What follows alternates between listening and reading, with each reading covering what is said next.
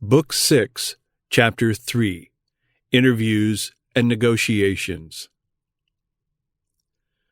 From the posting of the thesis on the doors of the Schlosskirche of Wittenberg on October 31st, 1517, to the burning of the Pope's bull on December 10th, 1520, at the eastern gate of the same town, are just 3 years and 6 weeks.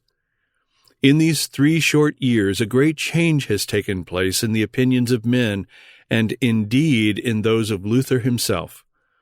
A blessed springtime seems to have visited the world. How sweet the light! How gracious the drops that begin to fall out of heaven upon the weary earth!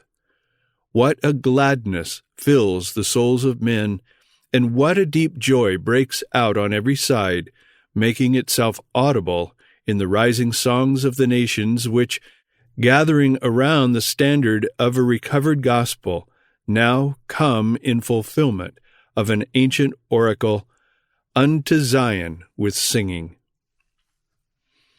The movement we are contemplating has many circles or spheres. We trace it into the social life of man.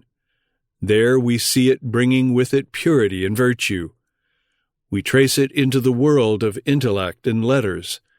There it is the parent of rigor and grace, a literature whose bloom is fairer and whose fruit is sweeter than the ancient one, immediately springs up. We trace it into the politics of nations.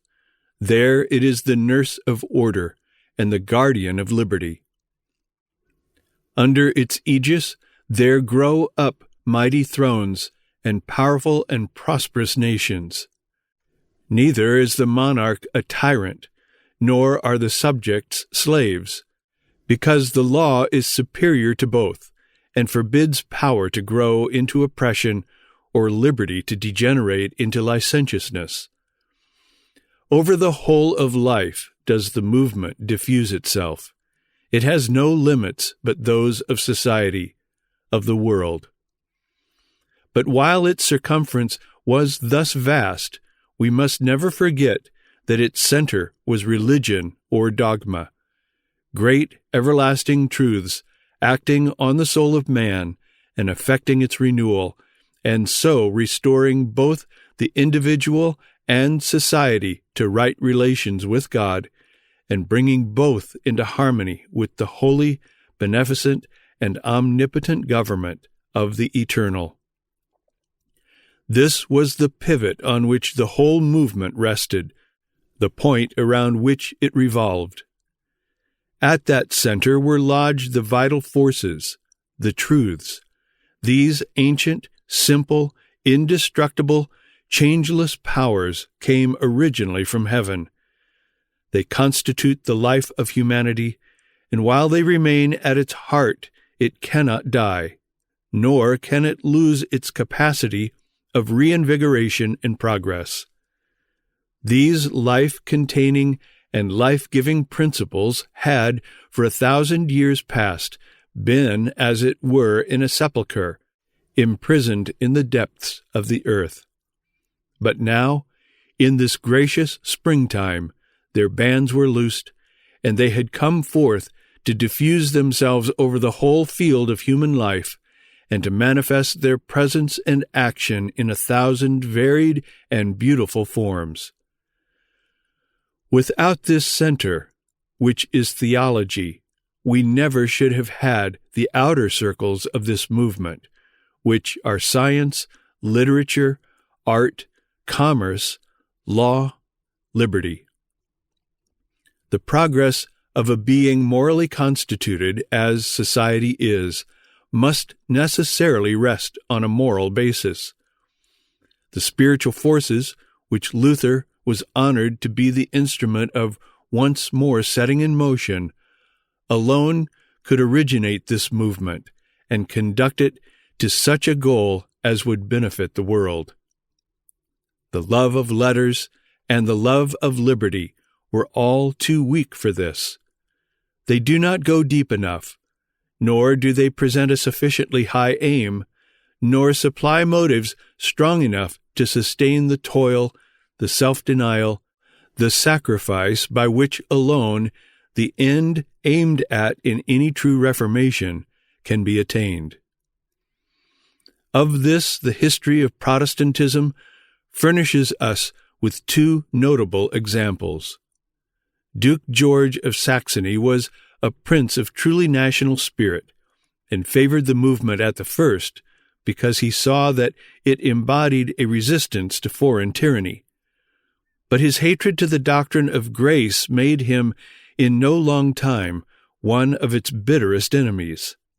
He complained that Luther was spoiling all by his detestable doctrines, not knowing that it was the doctrines that won hearts, and that it was the hearts that furnished swords to fight the battle of civil liberty. The career of Erasmus was a nearly equally melancholy one. He had many feelings and sympathies in common with Luther. The Reformation owes him much for his edition of the Greek New Testament. Yet neither his refined taste, nor his exquisite scholarship, nor his love of liberty, nor his abhorrence of monkish ignorance could retain him on the side of Protestantism. And the man who had dealt Rome some heavy blows when in his prime sought refuge when old within the pale of Romanism, leaving letters and liberty to care for themselves. We turn for a little while from Luther to Charles V, from Wittenberg to Aix-la-Chapelle.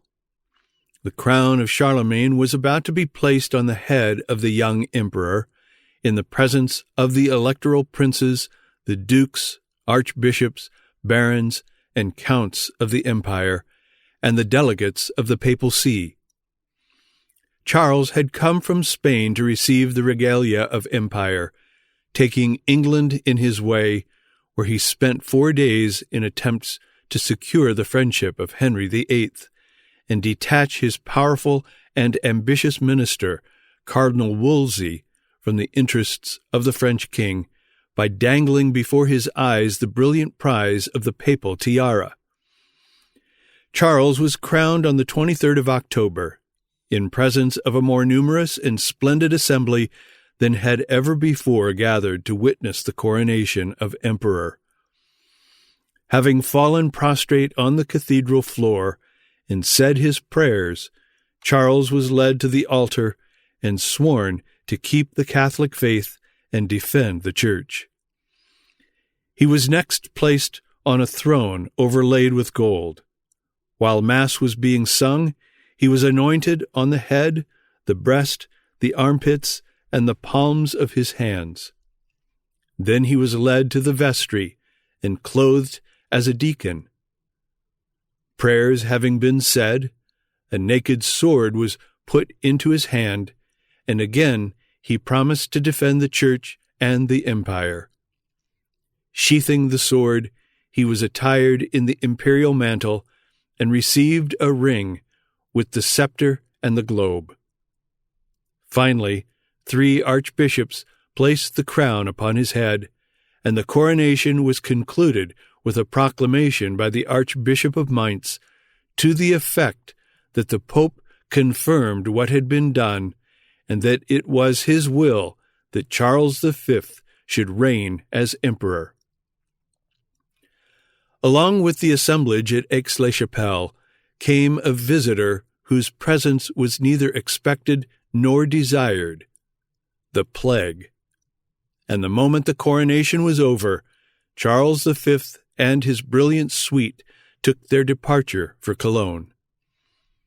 The emperor was now on his way to Worms, where he purposed holding his first diet.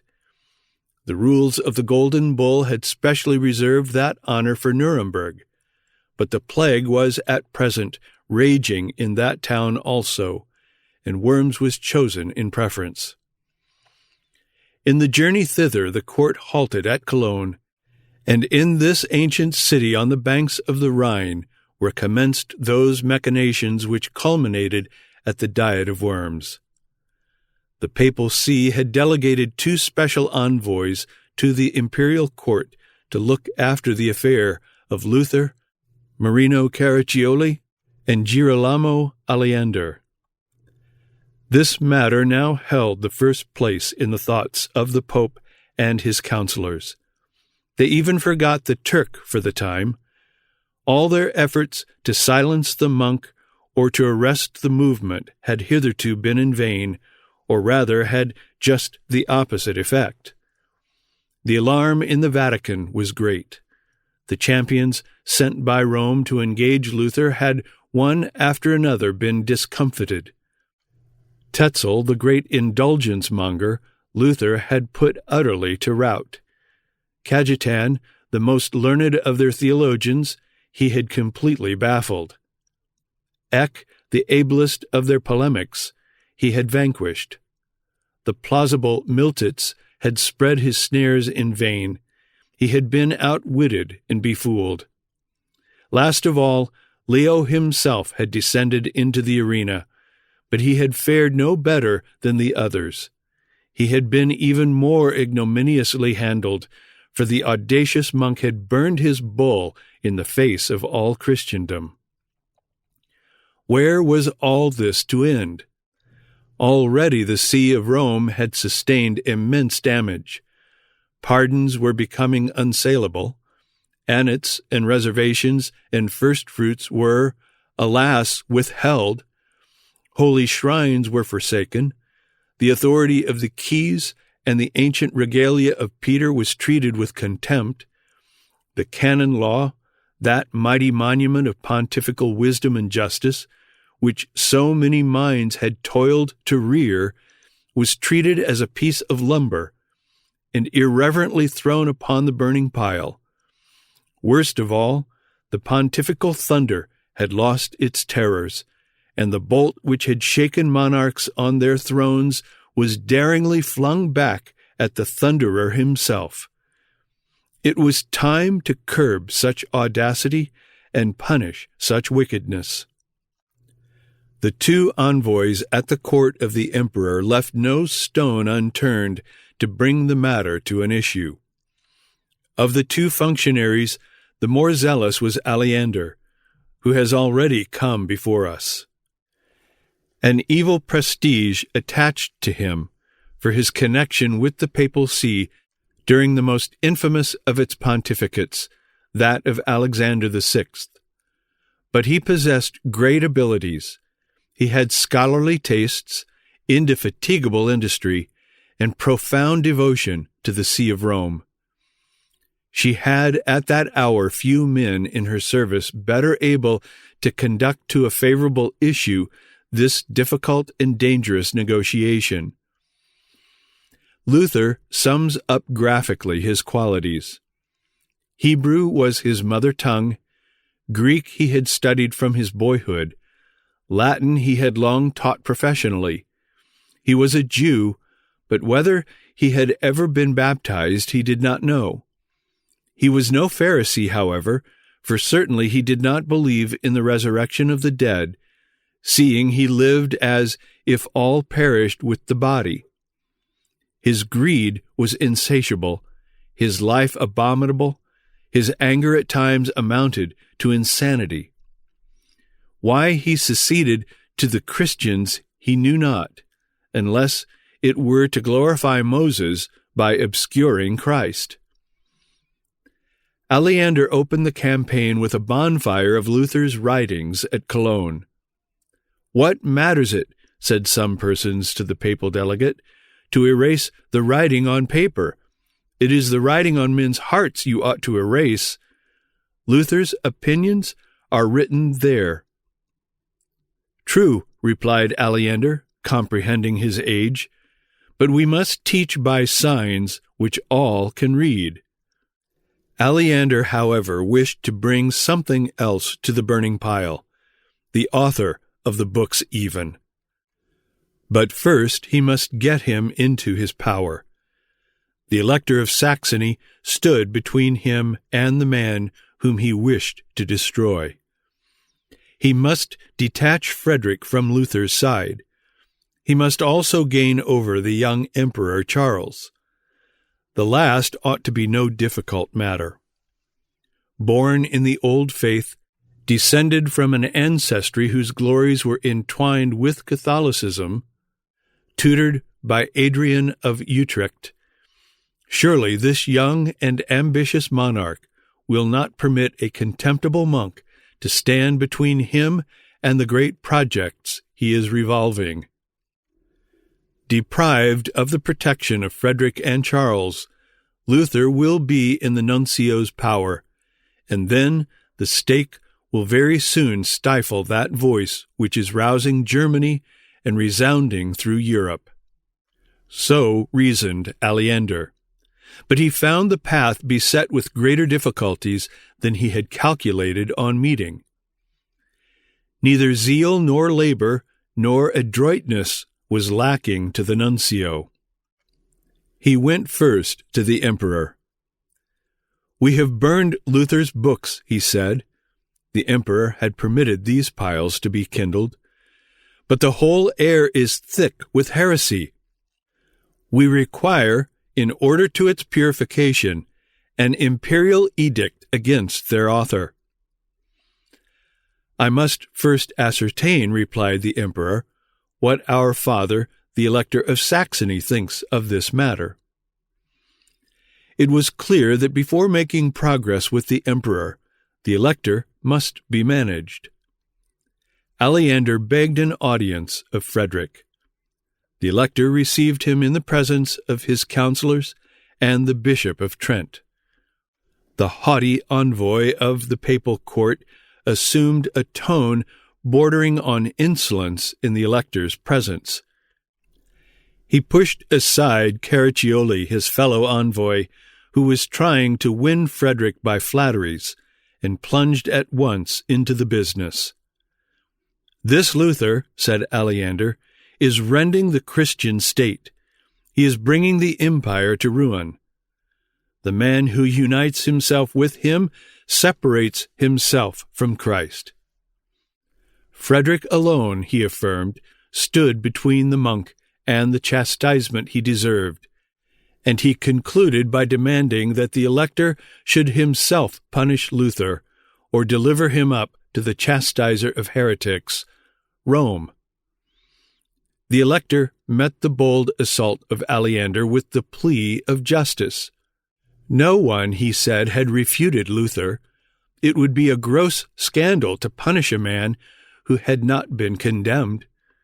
Luther must be summoned before a tribunal of pious, learned, and impartial judges. This pointed to the Diet about to meet at Worms, and to a public hearing of the cause of Protestantism before that august assembly.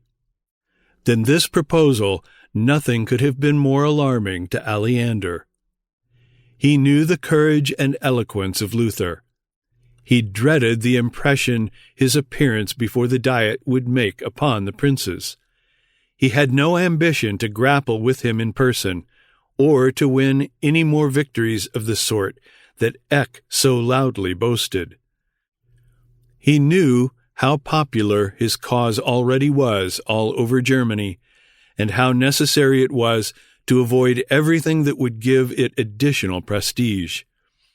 In his journeys, wherever he was known as the opponent of Luther, it was with difficulty that he could find admittance at a respectable inn, while portraits of the redoubtable monk stared upon him from the walls of almost every bedroom in which he slept. He knew that the writings of Luther were in all dwellings, from the baron's castle to the peasant's cottage. Besides, would it not be an open affront to his master the Pope, who had excommunicated Luther, to permit him to plead his cause before a lay assembly? Would it not appear as if the Pope's sentence might be reversed by military barons, and the chair of Peter made subordinate to the States General of Germany? On all these grounds, the papal nuncio was resolved to oppose to the uttermost Luther's appearance before the Diet. Aleander now turned from the Elector of Saxony to the Emperor. "Our hope of conquering," he wrote to the Cardinal Giulio de' Medici, "is in the emperor only. In the truth or falsehood of Luther's opinions, the emperor took little interest. The cause with him resolved itself into one of policy. He asked simply which would further most his political projects, to protect Luther or to burn him. Charles appeared the most powerful man in Christendom, and yet there were two men with whom he could not afford to quarrel, the Elector of Saxony and the Pontiff. To the first he owed the imperial crown, for it was Frederick's influence in the electoral conclave that placed it on the head of Charles of Austria. This obligation might have been forgotten, for absolute monarchs have short memories. But Charles could not dispense with the advice and aid of Frederick in the government of the empire at the head of which he had just been placed. For these reasons the emperor wished to stand well with the elector. On the other hand, Charles could not afford to break with the Pope. He was on the brink of war with Francis I, the King of France. That chivalrous sovereign had commenced his reign by crossing the Alps and fighting the Battle of Marignano, 1515, which lasted 3 days. The giant battle, as Marshal Trivulzio called it. This victory gained Francis I the fame of a warrior, and the more substantial acquisition of the Duchy of Milan. The Emperor Charles meditated despoiling the French king of this possession and extending his own influence in Italy. The Italian peninsula was the prize for which the sovereigns of that age contended, seeing its possession gave its owner the preponderance in Europe. This aforetime frequent contest between the kings of Spain and France was now on the point of being resumed. But Charles would speed all the better if Leo of Rome were on his side. It occurred to Charles that the monk of Wittenberg was a most opportune card to be played in the game about to begin. If the Pope should engage to aid him in his war with the King of France, Charles would give Luther into his hands, that he might do with him as might seem good to him. But should the Pope refuse his aid and join himself to Francis, the emperor would protect the monk and make him an opposing power against Leo. So stood the matter.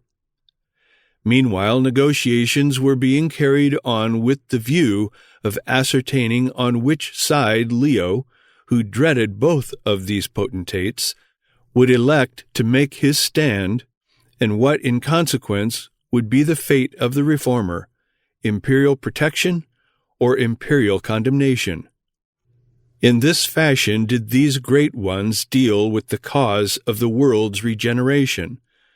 The man who was master of so many kingdoms, in both the old and the new worlds, was willing, if he could improve his chances of adding the dukedom of Milan to his already overgrown possessions, to fling into the flames the reformer, and with him the movement out of which was coming the new times.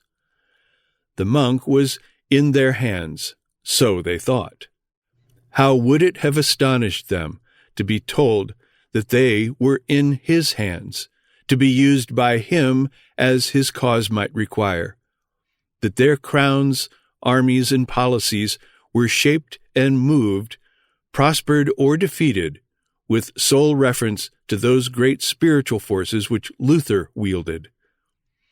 Wittenberg was small among the many proud capitals of the world, yet here, and not at Madrid or at Paris, was at this hour the center of human affairs. The imperial court moved forward to Worms. The two papal representatives, Caraccioli and Aleander, followed in the emperor's train. Feats of chivalry, parties of pleasure, schemes of ambition and conquest occupied the thoughts of others. The two nuncios were engrossed with but one object, the suppression of the religious movement, and to effect this, All that was necessary, they persuaded themselves, was to bring Luther to the stake. Charles had summoned the Diet for the 6th of January, 1521. In his circular letters to the several princes, he set forth the causes for which it was convoked. One of these was the appointment of a council of regency for the government of the empire during his necessary absences in his hereditary kingdom of Spain.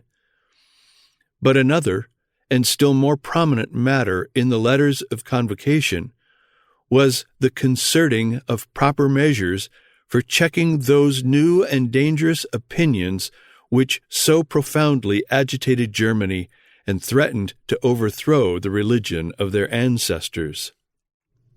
Many interests, passions, and motives combined to bring together at Worms on this occasion a more numerous and brilliant assemblage than perhaps had ever been gathered together at any diet since the days of Charlemagne. It was the emperor's first diet. His youth and the vast dominions over which his scepter was swayed threw a singular interest around him. The agitation in the minds of men and the gravity of the affairs to be discussed contributed further to draw unprecedented numbers to the diet. Far and near, from the remotest parts, came the grandees of Germany. Every road leading to Worms displayed a succession of gay cavalcades. The electors with their courts, the archbishops with their chapters, margraves and barons with their military retainers, the delegates of the various cities, in the badges of their office, bands of seculars and regulars in the habits of their order, the ambassadors of foreign states, all hastened to Worms, where a greater than Charles was to present himself before them, and a cause greater than that of the empire was to unfold its claims in their hearing. The diet was opened on the 28th of January, 1521. It was presided over by Charles, a pale-faced, melancholy-looking prince of 20, accomplished in feats of horsemanship, but of weak bodily constitution. Thucydides and Machiavelli were the authors he studied. Chevreul directed his counsels, but he does not appear to have formed as yet any decided plan of policy. Charles had chiefly acquired from history, says Muller, the art of dissimulating, which he confounded with the talent of governing. Amid the splendor that surrounded him, numberless affairs and perplexities perpetually distracted him. But the pivot on which all turned was the monk of Wittenberg and this religious movement. The papal nuncios were night and day importuning him to execute the papal bull against Luther. If he should comply with their solicitations and give the monk into their hands, he would alienate the Elector of Saxony and kindle a conflagration in Germany which all his power might not be able to extinguish. If, on the other hand, he should refuse Aleander and protect Luther, he would thereby grievously offend the Pope, and send him over to the side of the French king, who was every day threatening to break out into war against him in the Low Countries, or in Lombardy, or in both. There were tournaments and pastimes on the surface, anxieties and perplexities underneath. There were feastings in the banquet hall, intrigues in the cabinet. The vacillations of the imperial mind can be traced in the conflicting orders which the emperor was continually sending to the elector Frederick. One day he would write to him to bring Luther with him to Worms. The next he would command him to leave him behind at Wittenberg. Meanwhile, Frederick arrived at the Diet without Luther. The opposition which Aleander encountered only roused him to yet greater energy, indeed, almost to fury. He saw with horror the Protestant movement advancing from one day to another, while Rome was losing ground. Grasping his pen, he wrote a strong remonstrance to the Cardinal de' Medici, the Pope's relative, to the effect that Germany was separating itself from Rome, and that, unless more money was sent to be scattered amongst the members of the Diet, he must abandon all hope of success in his negotiations. Rome listened to the cry of her servant. She sent not only more ducats, but more anathemas. Her first bull against Luther had been conditional, inasmuch as it called on him to retract and threatened him with excommunication if, within 60 days, he failed to do so. Now, however, the excommunication was actually inflicted by a new bull, fulminated at this time, 6th January 1521, and ordered to be published with terrible solemnities in all the churches of Germany. This bull placed all Luther's adherents under the same curse as himself, and thus was completed the separation between Protestantism and Rome. The excision, pronounced and sealed by solemn anathema, was the act of Rome herself. This new step simplified matters to both Aleander and Luther, but it only the more embroiled them to the emperor and his counselors. The politicians saw their path less clearly than before. It appeared to them the wiser course to stifle the movement, but the new band seemed to compel them to fan it. This would be to lose the elector even before they had gained the Pope, for the negotiations with the court of the Vatican had reached as yet no definite conclusion. They must act warily and shun extremes. A new device was hit upon which was sure to succeed, the diplomatists thought, in entrapping the theologians of Wittenberg. There was at the court of the emperor a Spanish Franciscan, John Glapio by name, who held the office of confessor to Charles. He was supple, plausible, and able. This man undertook to arrange the matter which had baffled so many wise heads, and with this view he craved an interview with Gregory Bruck, or Pontanus, the counselor of the Elector of Saxony. Pontanus was a man of sterling integrity, competently versed in theological questions, and sagacious enough to see through the most cunning diplomatist in all the court of the emperor. Glapio was a member of the Reform party within the Roman Pale, a circumstance which favored the guise he now assumed. At his interview with the counselor of Frederick, Glapio professed a very warm regard for Luther. He had read his writings with admiration, and he agreed with him in the main. Jesus Christ, he said, heaving a deep sigh, was his witness that he desired the reformation of the Church as ardently as Luther or anyone. He had often protested his zeal on this head to the emperor, and Charles sympathized largely with his views, as the world would yet come to know. From the general eulogium pronounced on the writings of Luther, Glapio accepted one work, the Babylonish Captivity. That work was not worthy of Luther, he maintained. He found in it neither his style nor his learning. Luther must disavow it. As for the rest of his works, he would propose that they should be submitted to a select body of intelligent and impartial men, that Luther should explain some things and apologize for others, and then the Pope, in the plenitude of his power and benignity, would reinstate him. Thus the breach would be healed, and the affair happily ended. Such was the little artifice with which the wise heads at the court of Charles hoped to accomplish so great things. They only showed how little able they were to gauge the man whom they wished to entrap, or to fathom the movement which they sought to arrest. Pontanus looked on while they were spreading the net, with a mild contempt, and Luther listened to the plot when it was told him with feelings of derision. The negotiations between the emperor and the court of the Vatican, which meanwhile had been going on, were now brought to a conclusion.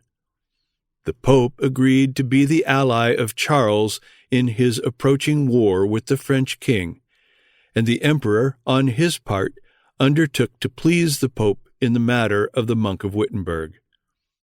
The two are to unite, but the link between them is a stake. The empire and the popedom are to meet and shake hands over the ashes of Luther. During the 2 centuries which included and followed the pontificate of Gregory VII, the imperial diadem and the tiara had waged a terrible war with each other for the supremacy of Christendom. In that age, the two shared the world between them. Other competitor there was none. But now a new power had risen up, and the hatred and terror which both felt to that new power made these old enemies friends. The die is cast. The spiritual and the temporal arms have united to crush Protestantism. The emperor prepared to fulfill his part of the arrangement. It was hard to see what should hinder him. He had an overwhelming force of kingdoms and armies at his back. The spiritual sword, moreover, was now with him. If with such a combination of power he could not sweep this troublesome monk from his path, it would be a thing so strange and unaccountable that history might be searched in vain for a parallel to it. It was now the beginning of February. The day was to be devoted to a splendid tournament. The lists were already marked out. The emperor's tent was pitched. Over it floated the imperial banner. The princes and knights were girding on their armor, and the fair spectators of the show were preparing the honors and prizes to reward the feats of gallantry which were to signalize the mimic war, when suddenly an imperial messenger appeared commanding the attendance of the princes in the royal palace. It was a real tragedy in which they were invited to take part. When they had assembled, the emperor produced and read the papal brief which had lately arrived from Rome, enjoining him to append the imperial sanction to the excommunication against Luther, and to give immediate execution to the bull. A yet greater surprise awaited them. The emperor next drew forth and read to the assembled princes the edict which he himself had drawn up in conformity with the papal brief, commanding that it should be done as the Pope desired.